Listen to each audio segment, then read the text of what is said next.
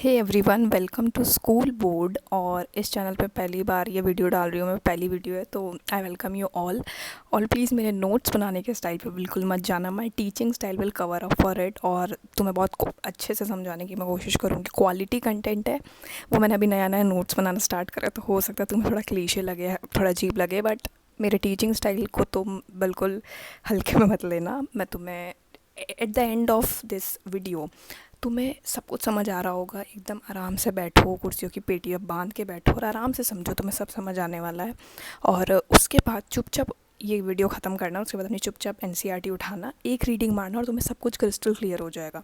और उसके बाद भी अगर कुछ समझ नहीं आता तो हमारा कमेंट सेक्शन किस लिए खुला है। तो चलो स्टार्ट करते हैं। कोशिश करेंगे कि 25 से 30 मिनट के अंदर हम चैप्टर को ख़त्म कर दें, क्योंकि अगर हम चैप्टर का एक्सप्लेनेशन इतना लंबा लंबा देखेंगे तो हम खुद से कब पढ़ेंगे। तो लाइफ प्रोसेस क्या होता है? लाइफ प्रोसेस मतलब जीवन को चलाने वाली प्रक्रिया, अगर मैं शुद्ध हिंदी की बात करूँ तो। यानी ये बेसिक फंक्शन है, मतलब बेसिक पता है क्या होता है, मतलब ये तो होना ही चाहिए।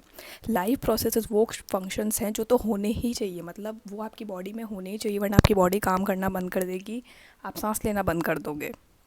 हर लिविंग ऑर्गेनिज्म, हर इंसान, हर जानवर, हर पेड़ पौधा जो जीवित है, जो लिविंग है, उसको ये बेसिक फंक्शंस परफॉर्म करने ही पड़ेंगे ताकि वो अर्थ पे एक लाइफ मेंटेन करके रख सके। जैसे हमारे न्यूट्रिशन, हम खाना खा रहे हैं, respiration, transportation, excretion, control and coordination, कैसे ब्रेन और हमारे सब ऑर्गन्स एक साथ काम कर रहे हैं हमें जीवित रखने के लिए। रिस्पॉन्स टू स्टिमुलस, आगे हम पढ़ेंगे प्लांट्स भी रिस्पॉन्स टू स्टिमुलस करते हैं, ग्रोथ, मूवमेंट, रिप्रोडक्शन। और ऐसा मत सोचना कि सिर्फ एनिमल्स या ह्यूमन बींग से ज़िंदा है या वही ये सब प्रोसेस कर रहे हैं। ये इनमें से बहुत सारे प्रोसेस प्लांट्स भी कैरी आउट करते हैं, क्योंकि वो भी तो लिविंग ऑर्गेनिज्म है। अब न्यूट्रिशन का मतलब क्या होता है? न्यूट्रिशन का मतलब ऐसा प्रोसेस जिसके अंदर तुम खाना खा रहे हो और उसके बाद उसका न्यूट्रलाइजेशन, यानी एक तरह से वो बहुत बड़ा खाना तुमने खाया, वो धीरे धीरे टूटते टूटते टूटते टूटते एक छोटे से मॉलिक्यूल में कन्वर्ट हो जाएगा और वो यूज़ हो जाएगा तुम्हारी वेरियस बायोलॉजिकल एक्टिविटी। तो तुम दिन भर में कितना काम करते हो, फ़ोन चलाते हो, टीवी देखते हो, गेम खेलते हो, पढ़ाई भी करते हो, तो इतनी सारी एक्टिविटीज़ के लिए एनर्जी भी तो चाहिए, वो खाना देता है हमें। नेक्स्ट, मोड्स ऑफ न्यूट्रिशन पढ़ेंगे हम। न्यूट्रिशन कितने टाइप के होते हैं? अब सब हाथ से दाल चावल नहीं खाते हैं, सबका खाना खाने का स्टाइल अलग है, सबका खाना बॉडी के अंदर लेने का स्टाइल अलग है, तो वही हम पढ़ेंगे। तो मोड्स ऑफ न्यूट्रिशन में सबसे पहले आता है ऑटोट्रॉपिक न्यूट्रिशन। ये ऐसा न्यूट्रिशन है जिसमें ऑर्गेनिज्म कहता है हम तो एकदम आत्मनिर्भर हैं, हम अपना खाना खुद बना लेंगे, बस हमें कुछ सिंपल इनऑर्गेनिक चीज़। और ऑर्गेनिक चीज़ क्या होती है? इनऑर्गेनिक जो तुम्हें इन्वायरमेंट में मिल जाएगा, जैसे हवा, पानी, कार्बन डाइऑक्साइड, ऑक्सीजन। और ऑर्गेनिक भी इन्वायरमेंट में मिलता है, बट उसको तुम्हें या तो किसी ऐसी फॉर्म में होगा जैसे तुम्हें निकालना पड़ेगा वगैरह, जैसे फोस्फोरस, पोटेशियम वगैरह। तो इनऑर्गेनिक मान लो कि मतलब ये बोलते ठीक है हमें चीनी चाय पत्ती दे दो, हम चाय बना खुद ही बना लेंगे, हमें किसी की हाथ की चाय नहीं पसंद, हम खुद पियेंगे हमारी चाय बना के। तो इनको इनऑर्गेनिक रॉ मटेरियल्स चाहिए होते हैं, जैसे कार्बन डाइऑक्साइड, सनलाइट, ये सब चाहिए, और ये बोलते हैं हम अपना खाना खुद ही बना लेंगे। ये ऑर्गेनिज्म जो मोड ऑफ न्यूट्रिशन परफॉर्म करते हैं उसे ऑटोट्रॉपिक कहते हैं, जैसे ग्रीन प्लांट, सर्टेन बैक्टीरिया। और ये पहला लिंक है, यानी एक फूड चेन होती है जिसमें पहले जो सबसे खाना बना रहा है, जो खाना बना रहा है वो सबसे पहले आएगा, उसके बाद उस खाने को जो खा रहा है, फिर जिस इंसान ने या जिस जानवर ने उसको खाया, उस जानवर को कोई और खा रहा है, तो ऐसे एक लंबी फूड चेन बनती है। तो फूड चेन की शुरुआत कहाँ से होगी? खाना बनाने से ना। अगर खाना ही नहीं बनेगा तो उसे पहला ऑर्गेनिज्म कहाँ से खाएगा? अगर पहला ऑर्गेनिज्म नहीं खाएगा तो दूसरा पहला ऑर्गेनिज्म को कैसे खाएगा? तो पूरी फूड चेन का जो बेस है या फर्स्ट लिंक है वो यही लोग होते हैं। ये खाना बनाएंगे तभी आगे खाना पास हो पाएगा। और ये अर्थ पे ये सारे ऑर्गेनिज्म अपनी एनर्जी, सारे ऑर्गेनिज्म तुम गिनवा लो, एनिमल्स, कोई सा भी एनिमल गिना लो तुम, सबको एनर्जी इन्हीं से मिल रही होगी, डायरेक्टली या फिर इनडायरेक्टली। ऑटोट्रॉफिक को, अब देखो मैंने बोला ऑटोट्रॉफिक बोल रहा है कि हमें तो चीनी चाय पत्ती दी तो चाय हम खुद बना लेंगे, तो इनको कोई सोर्स ऑफ एनर्जी चाहिए, एक एनर्जी तो चाहिए खाना बनाने के लिए। तो क्लासीफाई करा गया इनके ग्रुप को दो पार्ट्स में। फोटो ऑटोट्रॉपिक, यानी इनकी एनर्जी क्या है? सनलाइट है, सनलाइट की मदद से खाना बनाते हैं, जैसे ग्रीन प्लांट्स। और कीमो ऑटोट्रॉपिक, यानी कुछ तो केमिकल रिएक्शंस होंगी इन्वायरमेंट में या सेल के अंदर जिसकी वजह से इनको एनर्जी मिलेगी, जैसे कुछ बैक्टीरियाज को मिलती है और उससे वो खाना बनाते हैं। फोटोसिंथेसिस क्या होता है? फोटोसिंथेसिस वैसे कहने को तो एक बहुत कॉम्प्लेक्स प्रोसेस है, हम जितना आसानी से बोलते हैं कि हाँ सनलाइट ले ली प्लांट ने, अब उसने खाना बना लिया, इतना आसान कुछ होता नहीं है। फोटोसिंथेसिस एक कॉम्प्लेक्स प्रोसेस है जिसके अंदर प्लांट के जो हरे हरे पार्ट्स होते हैं ना, वो ऑर्गेनिक फूड बनाते हैं। मैंने तुम्हें बोला था इनऑर्गेनिक और ऑर्गेनिक का डिफरेंस। तो इनऑर्गेनिक मतलब इन्वायरमेंट में मिल रहा है, और ऑर्गेनिक दो या दो से ज़्यादा इनऑर्गेनिक चीज़ों से मिल के बनेगी, या जस्ट वो किसी ना किसी चीज़ से कंबाइन होकर बनेगी, ऐसे ही वो अवेलेबल नहीं है इन्वायरमेंट में। In the form of energy. तो ये ऑर्गेनिक फूड किस फॉर्म में बनाते हैं? ग्लूकोज के फॉर्म में। और हम प्लांट्स खाते हैं तो हमें क्या मिलता है? ग्लूकोज ही तो मिलता है। तुम पालक खा लो, तुम कुछ भी प्लांट की चीज़ खा लो जो प्लांट से मिल रही है, तो तुम्हें क्या मिल रहा है? उससे ग्लूकोज ही तो मिल रहा है, और ग्लूकोज तुम्हारी बॉडी में जाएगा और तुम्हारी एक्टिविटीज़ को परफॉर्म कर पाएगा। अब वो ग्लूकोज कैसे मिलता है, ग्लूकोज कैसे बनाते हैं वो लोग? कार्बन डाइऑक्साइड और वाटर को कंबाइन करते हैं in the presence of sunlight and chlorophyll. Chlorophyll क्या होता है? Chlorophyll is the green pigment जो उनके ग्रीन पार्ट्स में हो रहा है। मैंने क्यों बोला कि ग्रीन पार्ट्स ही खाना बनाते हैं? क्योंकि उसी में क्लोरोफिल होता है। अब फोटोसिंथेसिस की इक्वेशन क्या होती है? 6CO2 + 12H2O, यानी कार्बन डाइऑक्साइड और वाटर दोनों मिलकर कंबाइन करके सनलाइट की प्रेजेंस में और क्लोरोफिल की प्रेजेंस में बनाते हैं ग्लूकोज। थोड़ा सा ऑक्सीजन रिलीज़ करते हैं जो हम लोग ले लेते हैं, और थोड़ा सा पानी रिलीज़ करते हैं। जो आपने देखा होगा कभी कभी लीव्स के ऊपर थोड़ा थोड़ा मॉइस्चर होता है, पानी होता है, उस पानी की यहाँ बात हो रही है। इवेंट्स ऑफ फोटोसिंथेसिस पूरा हम समझेंगे, है ना? जैसे अब शादी होती है तो उसमें बहुत सारे इवेंट्स होते हैं, हल्दी, मेहंदी, संगीत। तो ऐसे फोटोसिंथेसिस के भी बहुत सारे इवेंट्स होते हैं। सबसे पहले जो क्लोरोफिल है या जो ग्रीन पिगमेंट है पार्ट्स प्लांट पार्ट्स का, वो लाइट एनर्जी को अब्जॉर्ब कर लेगा अपने अंदर। उसके बाद वो लाइट एनर्जी को बदला जाएगा केमिकल एनर्जी में, और उसके बाद वाटर जो ऑब्टेन करा है प्लांट ने, अब वो रूट से वाटर लेता है, बारिश में भीगता है, कहीं से भी उसको वाटर जो मिल रहा है उसको हाइड्रोजन और ऑक्सीजन के मॉलिक्यूल्स में तोड़ देगा। और उसके बाद जो CO2 उसके पास है उसको कार्बोहाइड्रेट्स में कन्वर्ट कर देगा, यानी कि ग्लूकोज। फोटोसिंथेसिस के लिए कुछ रॉ मटेरियल्स लगते हैं। अब मैंने जैसे बोला था कि अब इसको चाय बनानी तो चीनी, चाय पत्ती, अदरक, इलायची, वॉटेवर अकॉर्डिंग टू इट इसको लगेगा। तो फोटोसिंथेसिस के लिए कुछ रॉ मटेरियल्स होते हैं। सबसे पहले होता है कार्बन डाइऑक्साइड। कार्बन डाइऑक्साइड इसको कहाँ से मिलता है? तो लीव्स के अंदर होता है स्टोमेटा टाइनी ओपनिंग्स होती है, छोटी छोटी ओपनिंग्स, जिसके अंदर ये एटमॉस्फेयर के थ्रू CO2 लेता है। अब CO2 इसको कहाँ मिलती है? हम लोग छोड़ते हैं CO2, ऑक्सीजन हम अंदर लेते हैं और CO2 हम बाहर छोड़ते हैं, तो इसको CO2 वहीं से मिल रही है। अगर लैंड प्लांट्स है तो इसको, अगर लाइक ज़मीन पे है प्लांट तो उसको एटमॉस्फेयर से मिल जाएगी कार्बन डाइऑक्साइड। पर अगर एक्वाटिक प्लांट है तो पानी में वो CO2 डिज़ोल्व हो जाती है और फिर उसको मिलती है। सेकेंड इनकी चीज़, मेन इंग्रेडिएंट है चाय बनाने का, मतलब खाना बनाने का इनके लिए, क्लोरोफिल। ये ग्रीन कलर का फोटोसिंथेटिक पिगमेंट है। फोटोसिंथेटिक पिगमेंट जो फोटोसिंथेसिस में काम आएगा, जो कि क्लोरोप्लास्ट में होता है। क्लोरोप्लास्ट लीव्स में होते हैं अगेन। ये सारी सोलर एनर्जी जो सन से आ रही है उसको ट्रैप कर लेगा अपने अंदर, उसको वॉश में करके रख लेगा। अब वाटर ये कैसे मिलता है? या तो ये रूट से ले लेंगे through the process of osmosis. आगे हम पढ़ेंगे ऑस्मोसिस एक प्रोसेस होता है जिसमें रूट से पानी लीव्स की तरफ चला जाता है। तो ये रूट से पानी ले लेंगे और ये लीव्स तक ट्रांसपोर्ट हो जाता है रूट से पानी। जाइलम वेसल, जाइलम फ्लोएम आगे पढ़ेंगे।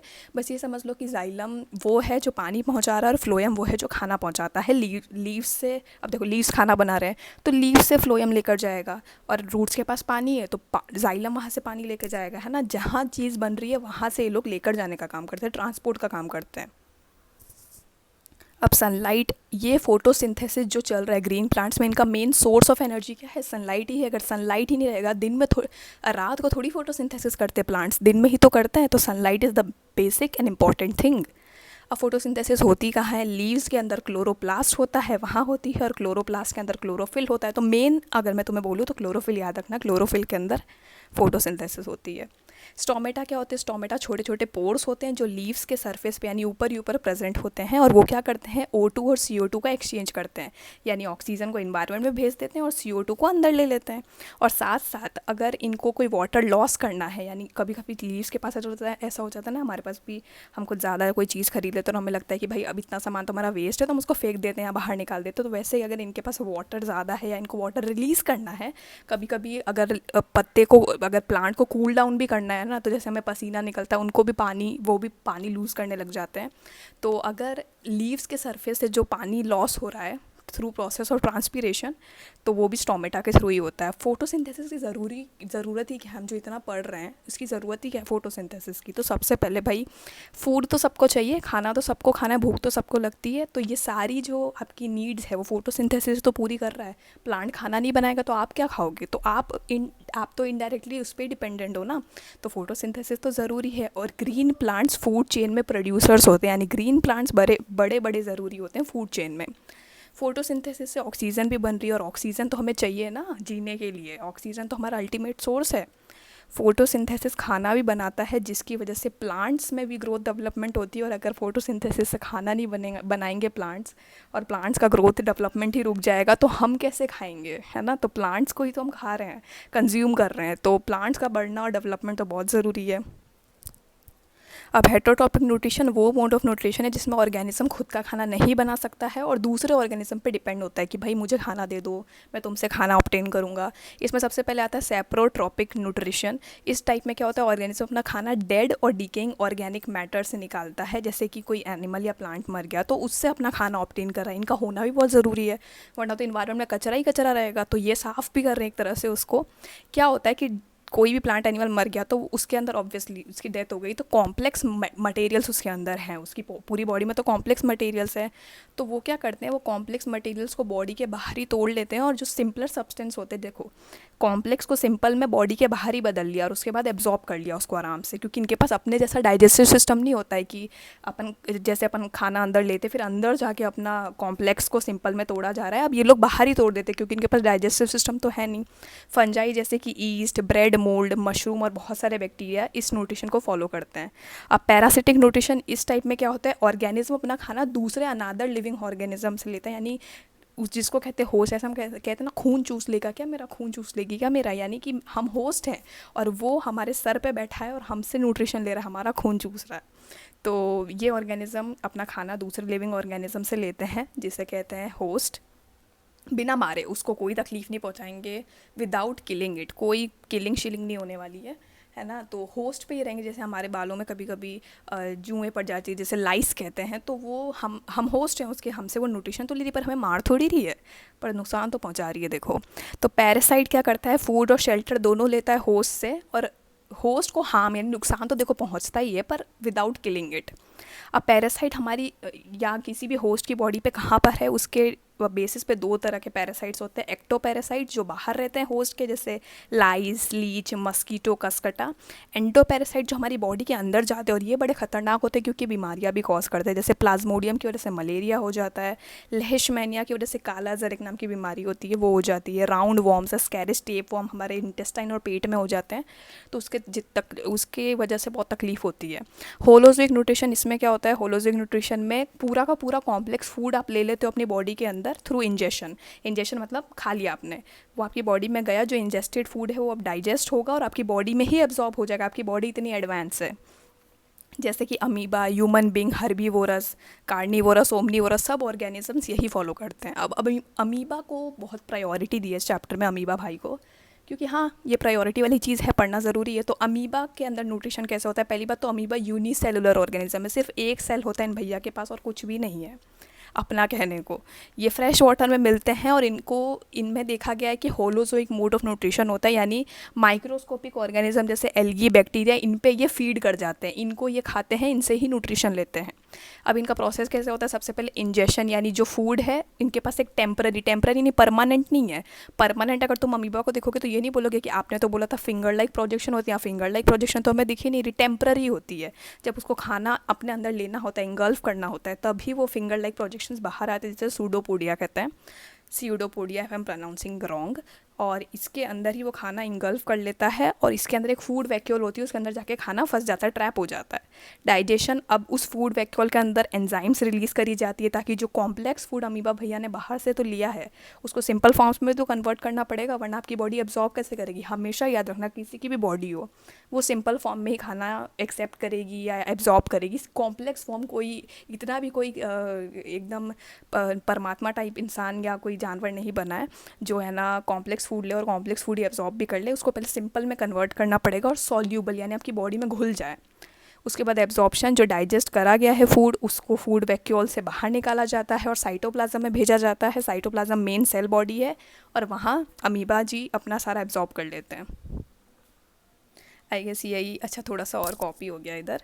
तो हम असिमिलेशन से पढ़ते हैं। एसिमिलेशन यानी जो एब्जॉर्ब्ड न्यूट्रिएंट्स है, जो भी एब्जॉर्ब हुआ उसको अमीबा की एनर्जी, ग्रोथ, रिपेयर, अब एक ही तो सेल है उसकी ही एनर्जी, उसी की ग्रोथ और उसी की रिपेयर में लगा दो। इजेशन, अब कुछ अनडाइजेस्टेड वेस्ट भी है जो अच्छे से एब्जॉर्ब नहीं हो पाया, अच्छे से डाइजेस्ट नहीं हो पाया, तो उसको बॉडी से बाहर फेंक दिया जाता है, एक्सपेल करा जाता है through by rupturing the cell membrane, थोड़ी सी सेल मेम्ब्रेन में छेद किया जाता है और वहाँ से निकाल दिया जाता है। तो इंजेक्शन, सबसे पहले खाना अंदर लिया, फिर खाने को पचाया, उसके बाद जो बचा हुआ था उसको एक्सपेल कर दिया बाहर। अब हमारे अंदर डाइजेस्टिव सिस्टम कैसे काम करता है, अमीबा का तो हमने पढ़ लिया। अब हमारा पढ़ेंगे माउथ। हम खाना उस माउथ के थ्रू लेते हैं। तीथ हमारा चू करता है, यानी चबाने में और ग्राइंडिंग करने में काम करता है। टंग फूड को रोल करता है, टेस्ट भी हमें टंग के थ्रू ही आता है। और स्वेलो, हमारे मुंह में तो हमने खाना खा लिया, अब उसको नीचे भी तो भेजना पड़ेगा, तो टंग ही उसको नीचे भेजता है। सलाइवरी ग्लैंड्स, हमारे मुंह में जो थूक होती है और जो तरह तरह के एंजाइम्स वगैरह होते हैं, तो सबसे पहले सलाइवरी ग्लैंड सलाइवा और कुछ म्यूकस निकालती है हमारे मुंह में। और सलाइवा के अंदर होता है सलाइवरी अमाइलेज। जो हम ब्रेड खाते हैं, जो हम ऐसे स्टार्च वाली चीज़ें खा रहे हैं ना, आलू वगैरह, इसको ये कॉम्प्लेक्स फॉर्म में तुम ऐसा का ऐसा तुम ये तो सोच रहे होगे कि हमने तो पूरा आलू अच्छे से चबा लिया, मतलब बन गया क्या सिंपल फॉर्म? नहीं, वो कॉम्प्लेक्स फॉर्म है, उसे स्टार्च कहते हैं। वो तुम्हारी बॉडी में जाकर शुगर बनेगा। पर सलाइवरी ग्लैंड्स क्या करते हैं, माउथ में उसको शुगर बना देते, तो तुम्हारा आधा काम तो आसान हो गया।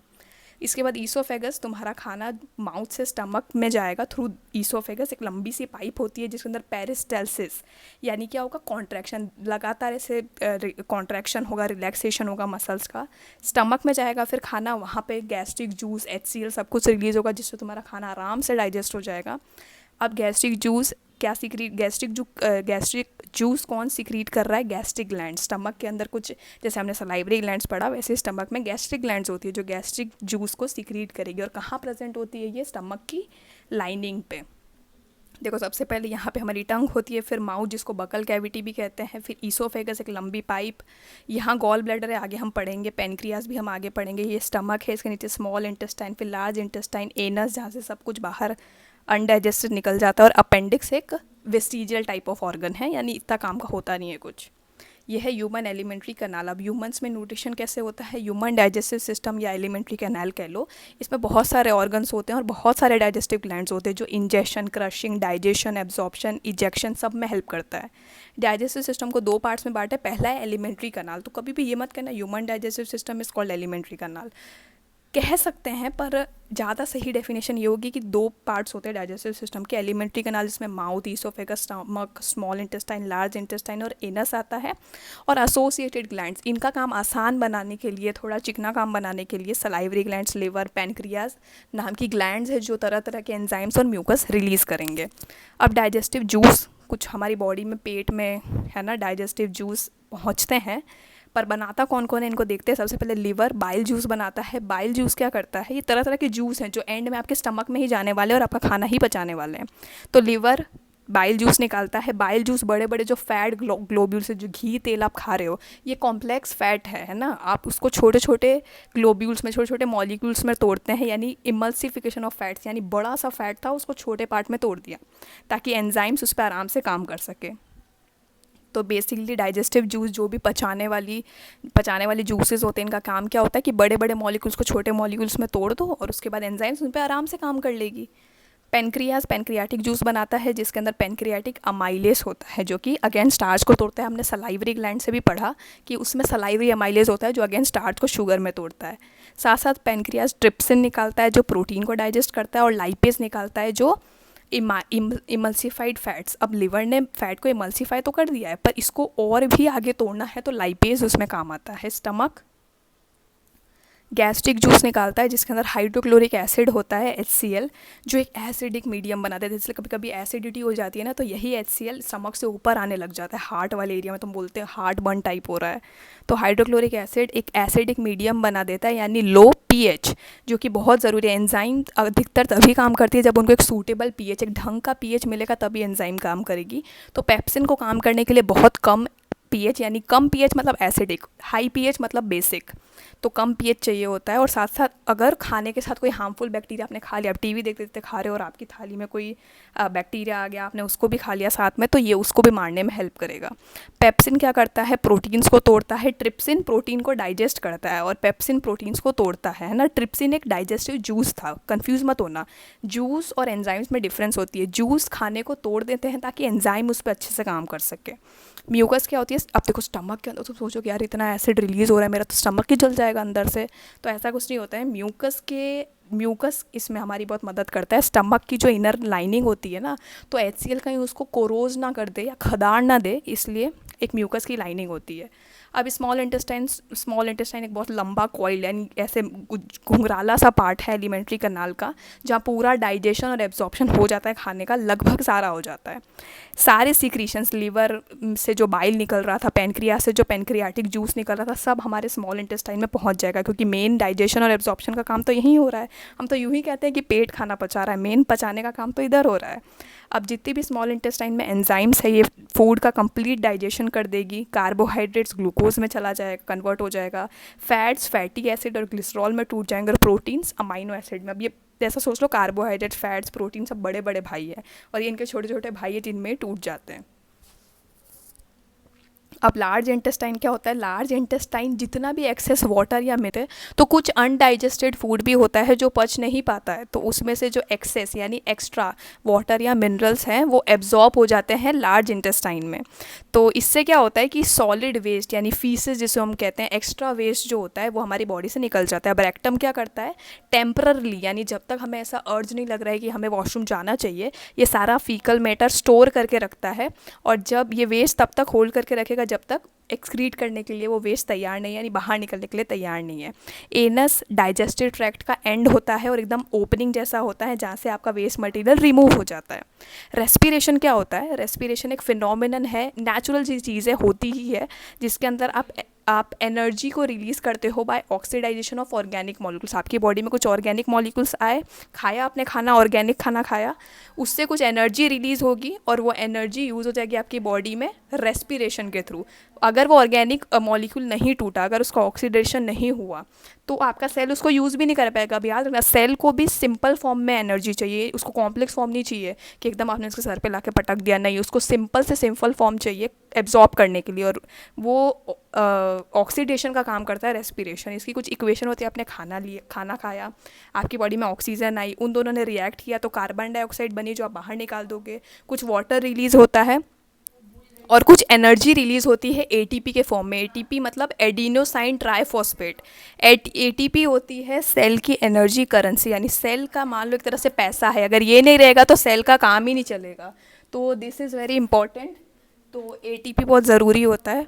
उसके बाद रेस्पिरेटरी सबस्ट्रेट, यानी देखो कुछ ना कुछ ऑर्गेनिक सब्सटेंस जो है वो ऑक्सीडेटिव ब्रेकडाउन कर रहा है, यानी ऑक्सीडेशन एक प्रोसेस होता है जिसके थ्रू कॉम्प्लेक्स चीज़ सिंपल में टूट जाती है ड्यूरिंग रेस्पिरेशन। तो जो भी ऑर्गेनिक सब्सटेंस ऑक्सीडेटिव ब्रेकडाउन के थ्रू गुजर रहा है, उस रास्ते से गुजर रहा है थ्रू रेस्पिरेशन, ड्यूरिंग रेस्पिरेशन, तो उसे रेस्पिरेटरी सबस्ट्रेट कहते हैं। सबस्ट्रेट होता है एक प्रोडक्ट होता है, तो सबस्ट्रेट यानी जो रिएक्शन के थ्रू गुजर रहा है, और प्रोडक्ट जो रिएक्शन के एंड में बनेगा। अब जिसका एग्जाम्पल ले लो एक इसका ग्लूकोज। अब रेस्पिरेशन के कुछ स्टेप्स होते हैं। सबसे पहले एक्सटर्नल रेस्पिरेशन ब्रीदिंग, यानी हमें रेस्पिरेशन करना है तो बाहर से सांस तो लेनी पड़ेगी। तो process of taking in air rich, यानी एक ऐसी एयर आप ले रहे हो अपने अंदर जो एकदम ऑक्सीजन में रिच है, भरपूर है ऑक्सीजन उसमें, और आप रिलीज़ करोगे ऐसी एयर जिसके अंदर कार्बन डाइऑक्साइड भरपूर है, ठीक है। तो ऑक्सीजन को अंदर लेना, कार्बन डाइऑक्साइड को बाहर निकालना, इसे ब्रीदिंग कहते हैं। उसके बाद सेलुलर रेस्पिरेशन। अब आपके सेल के अंदर ऑक्सीडेशन हो जाएगा, यानी कॉम्प्लेक्स मॉलिक्यूल सिंपल में टूट जाएगा, और उससे कुछ निकलेगी कार्बन डाइऑक्साइड और कुछ एनर्जी बनेगी एटीपी के फॉर्म में। अब कुछ स्टेप्स हैं। अब ग्लूकोज कैसे कैसे टूट सकता है, बहुत अलग अलग स्टेप है। सबसे पहले स्टेप 1, ग्लूकोज जो है वो साइटोप्लाज्म में तोड़ा जाएगा, उसको किसमें? पाइरूवेट में। कुछ एनर्जी लगाई जाएगी। अब कुछ आपको एक टेबल या कुछ चेयर पे किसी भी चीज़ को, एक लकड़ी को तोड़ना है तो उस पर कुछ एनर्जी तो लगानी पड़ेगी। तो ग्लूकोज के ऊपर कुछ एनर्जी लगाई जाती है, जिसकी वजह से वो पाइरूवेट ही, यानी 6 कार्बन का ग्लूकोज होता है, 3 कार्बन के पाइरूवेट में उसको तोड़ दिया जाता है। एक बार पाइरूवेट बन गया तो ये 3 अलग अलग रास्तों पे जा सकते हैं, यानी इस बच्चे को हमने स्कूल के बाद तैयार कर दिया। अब तुम तीनों में से कोई भी 10th के बाद स्ट्रीम ले लो, है ना। तो इसका भी यही सेम केस है। अगर इसको ऑक्सीजन नहीं मिली तो ये एनारोबिक रेस्पिरेशन करेगा, जैसे कि ईस्ट में होता है। ईस्ट एक फंजाई है, जो भी आप कहते हो। एनारोबिक रेस्पिरेशन मतलब ऑक्सीजन नहीं है आपके पास और आपको उसके अंदर रेस्पिरेशन करनी पड़ रही है। देखो, मैं ब्रीदिंग तक ही ऑक्सीजन की ज़रूरत होती है वैसे तो, बाकी यहाँ एनारोबिक बिना ऑक्सीजन के भी काम चल जाएगा रेस्पिरेशन वाले प्रोसेस में, नेक्स्ट प्रोसेस में। तो पाइरूवेट बदल जाएगा इथेनॉल, 2 कार्बन के मॉलिक्यूल में थोड़ी सी कार्बन डाइऑक्साइड और थोड़ी सी एनर्जी बनेगी। अगर ऑक्सीजन, देखो फर्स्ट था कि एब्सेंस ऑफ ऑक्सीजन, बिल्कुल ही ऑक्सीजन नहीं है। सेकंड में कुछ ऑक्सीजन है पर थोड़ा लैक है। जैसे हम बहुत बहुत दौड़ते हैं, मतलब सीढ़ियों से हम दौड़े जा रहे एक आध घंटा हो गया तो हम हाँफने लग जाते हैं। क्यों? क्योंकि ऑक्सीजन की थोड़ी कमी हो जाती है हमारी बॉडी में, तो हम जल्दी जल्दी सांस लेना स्टार्ट करते हैं। तो पायरूवेट टूटेगा, अब लैक्टिक एसिड में 3 कार्बन मॉलिक्यूलर में कुछ एनर्जी बनेगी, क्योंकि एनर्जी तो चाहिए आगे सीढ़ियाँ दौड़ने के लिए। अगर ऑक्सीजन है तो एरोबिक रेस्पिरेशन हो जाएगा, जो माइटोकॉन्ड्रिया में होता है, यानी pyruvate carbon dioxide plus water plus energy में टूट जाएगा। रेस्पिरेशन हम इतनी देर से चिल्ला रहे हैं, वो 2 तरीके के होते हैं। एरोबिक रेस्पिरेशन जो ऑक्सीजन की प्रेजेंस में होता है, इसमें ग्लूकोज पूरी तरह से ब्रेक डाउन हो जाता है, उसका कुछ भी नहीं बचता है। एंड प्रोडक्ट्स में से बचता है तो कार्बन डाइऑक्साइड जो बॉडी से बाहर निकल ही जाएगा, और कुछ वाटर। एनर्जी बहुत ज़्यादा निकलती है इस प्रोसेस के थ्रू, 38 ATP तक एनर्जी निकल सकती है। ये कहाँ होता है? ये माइटोकॉन्ड्रिया में होता है, और हाइयर ऑर्गेनिज्म जो एकदम कॉम्प्लेक्स ऑर्गेनिजम्स होते हैं ना, जैसे ह्यूमंस वगैरह, उनमें होता है। एनारोबिक रेस्पिरेशन ऑक्सीजन के एब्सेंस में होता है, कुछ कुछ ही फूड इसमें ब्रेक डाउन हो पाता है। एंड प्रोडक्ट्स होते हैं इथेनॉल और CO2, जैसे कि ईस्ट में हमने पढ़ा, या फिर लैक्टिक एसिड जो एनिमल मसल्स में होता है। एनर्जी बहुत कम निकलती है क्योंकि ऑक्सीजन तो है ही नहीं मेन चीज़, तो 2 ATP तक ही बनेगा, और साइटोप्लाज्म में ये होता है, और वो माइटोकॉन्ड्रिया में हो रहा था। कुछ लोअर ऑर्गेनिज्म जिनके पास इतने अच्छे रेस्पिरेटरी वो नहीं है, रेस्पिरेटरी ऑर्गन वगैरह हमारे जैसे ईस्ट या कुछ बैक्टीरिया। अब ह्यूमंस में रेस्पिरेटरी सिस्टम कैसे होता है? ह्यूमन बींग्स में बहुत सारे ऑर्गन्स मिलकर रेस्पिरेशन करवाते हैं, और ये सारे ऑर्गन्स को मिलाकर कहा जाता है रेस्पिरेटरी सिस्टम। सबसे पहले नॉस्ट्रल्स, हमारी नाक के जो आगे के 2 ओपनिंग्स होती हैं, जिसके अंदर से एयर बॉडी के अंदर एंटर होती है। इसके अंदर हेयर और म्यूकस होता है, ताकि डस्ट पार्टिकल यहीं फंसे हुए रह जाए और अंदर ना चले जाएं। Nasal chamber, spacious nostrils, nostrils मतलब ओपनिंग, यानी कि स्पेशियस कैविटी। अब इसके बाद आप ओपनिंग में गए, वहाँ पे आपको हेयर और म्यूकस मिला, आपका जो डस्ट पार्टिकल था वहीं फंस गया। अब अंदर थोड़ी जगह भी होती है नाक के अंदर, तो उसे कहते हैं नेज़ल चैम्बर। इसके अंदर हमारी जो एयर आई है, बाहर से कूल एयर भी आ सकती है, तो उसको थोड़ा वार्म करा जाता है, थोड़ा मॉइस्चर, यानी उसके अंदर थोड़ा सा म्यूकस और सब मिक्स होता है, थोड़ा मॉइस्ट हो जाती है वो, और फिल्टर भी हो जाती है ताकि वो अंदर जाए तो कुछ प्रॉब्लम कॉज ना करे। अब फेरिंग्स क्या होता है? फेरिंग्स में खाना और पानी दोनों एक ही जगह से पास होता है, उसे फेरिंग्स कहते हैं। और फेरिंग्स नेज़ल कैविटी, यानी जो हमारी नाक वाली कैविटी है, उसको लेरिंग्स से कनेक्ट करती है। अब लेरिंग्स क्या होती है? लेरिंग्स होता है वॉइस बॉक्स, जहाँ से हमारी आवाज़ निकलती है, हमारी स्वर पेटी।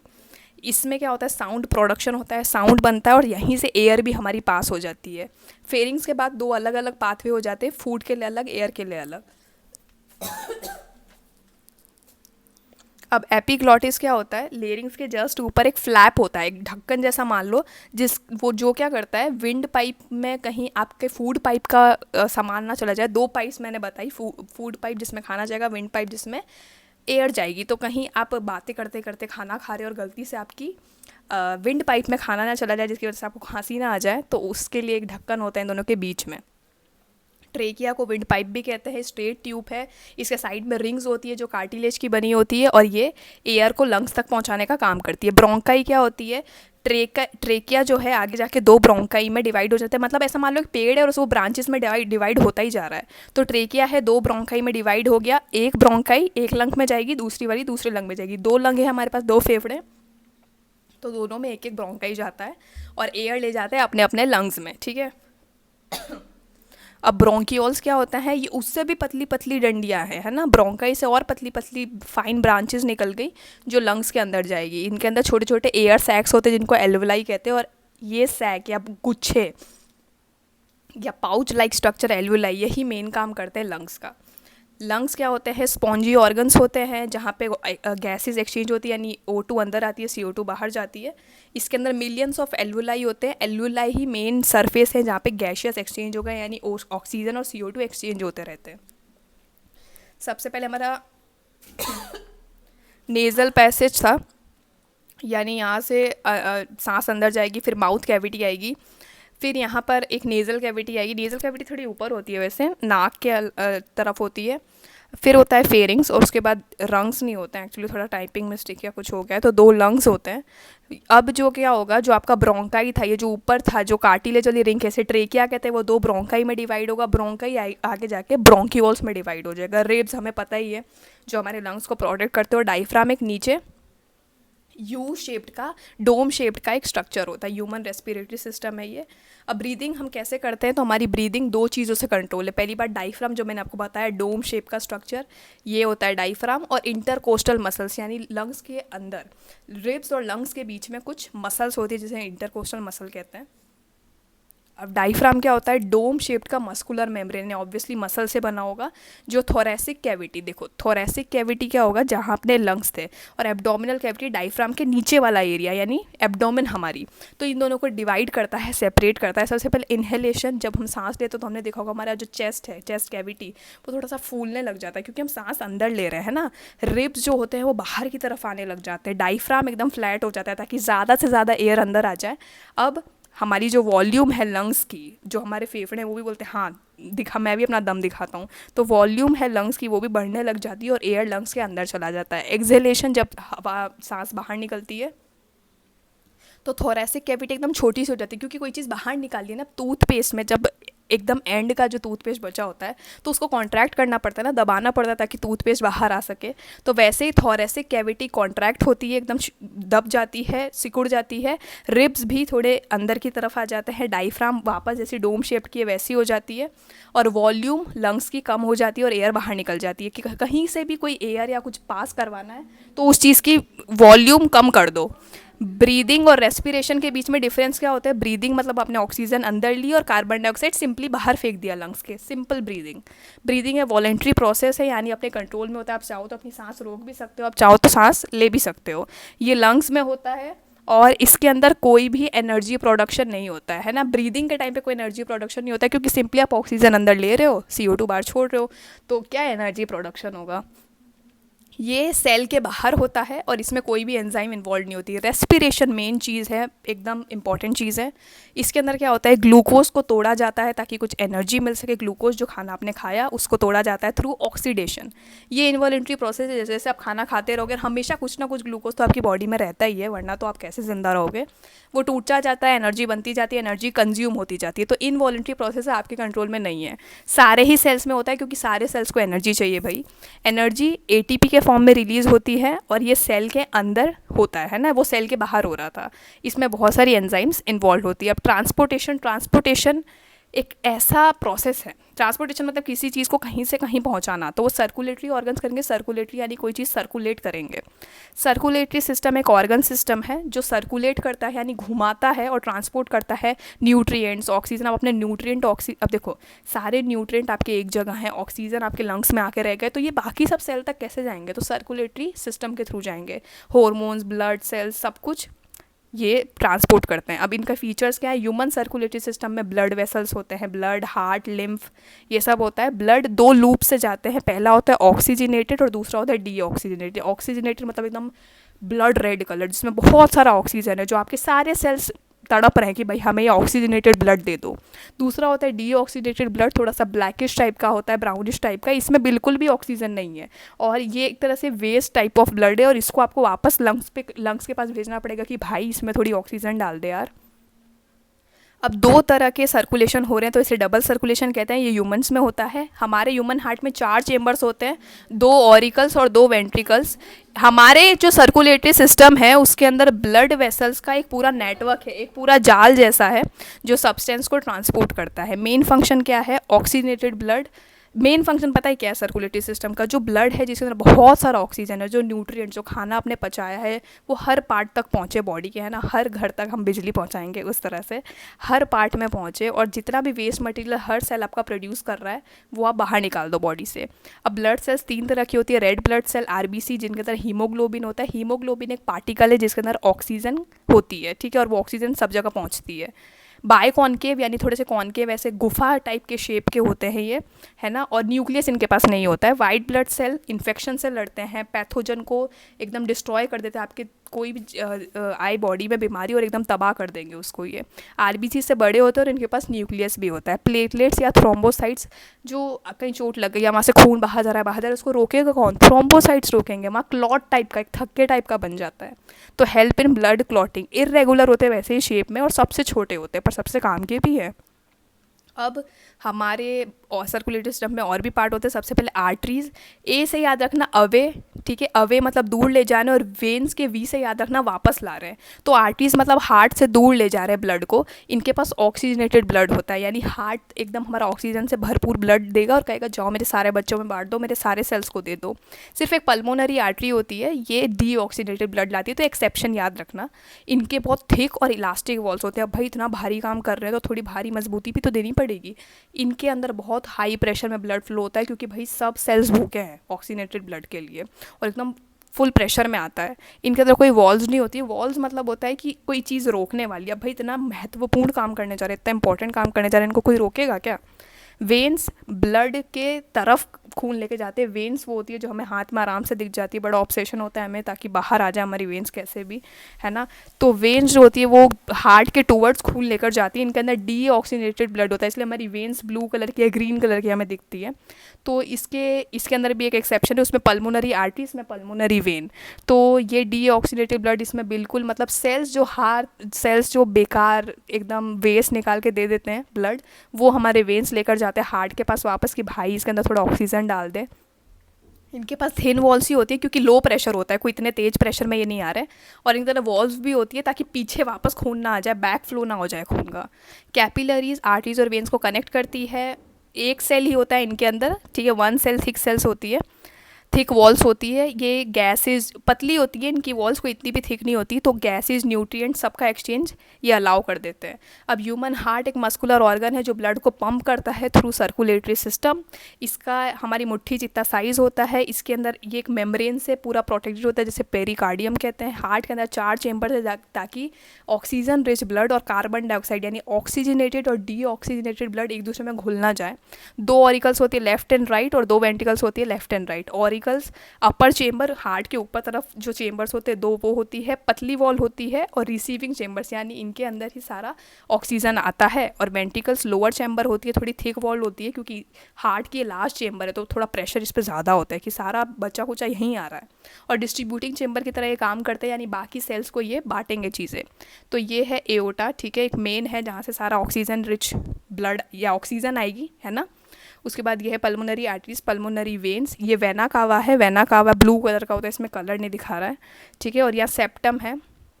ये एक स्कीमेटिक सेक्शनल व्यू है। हमारा ह्यूमन हार्ट ऐसा दिखता है। हमारी ह्यूमन बॉडी में ब्लड सर्कुलेशन कैसे होता है? डबल सर्कुलेशन होता है पहली बात तो, यानी हमारा ब्लड 2 बार सर्कुलेट होता है, 2 बार ब्लड हार्ट से गुजरेगा। एक बार तो पल्मोनरी सर्कुलेशन और एक बार सिस्टमिक सर्कुलेशन। एक पूरी कंप्लीट साइकिल कब बनेगी? जब एक बार पल्मोनरी सर्कुलेशन भी हो गया और एक सिस्टमिक सर्कुलेशन भी हो गया। अब पल्मोनरी सर्कुलेशन में क्या होता है? सबसे पहले राइट वेंट्रिकल जो है, पहले हमें डी ऑक्सीडेटेड ब्लड का देखना है, तो राइट वेंट्रिकल से लंग्स में जाएगा, फिर लेफ्ट एट्रियम में जाएगा, और सिस्टमिक में सबसे पहले लेफ्ट वेंट्रिकल से बॉडी, यानी लेफ्ट वेंट्रिकल के पास, इसमें लेफ़्ट गलत नहीं है, हर बार लेफ़्ट गलत नहीं होता है। इसमें लेफ़्ट के पास क्या है? ऑक्सीजनेटेड ब्लड है, तो वो पूरी बॉडी को बांट देगा, और जो बचा कुछ आएगा वो राइट एट्रियम में आ जाएगा। और राइट वेंट्रिकल के पास डी ऑक्सीजनेटेड ब्लड है, वेंट्रिकल नीचे होती है, तो वो लंग्स के पास भेजेगा कि भाई मुझे ऑक्सीजन दे, और जो ऑक्सीजन से भरा हुआ ब्लड आएगा वो लेफ्ट एट्रियम में आ जाएगा।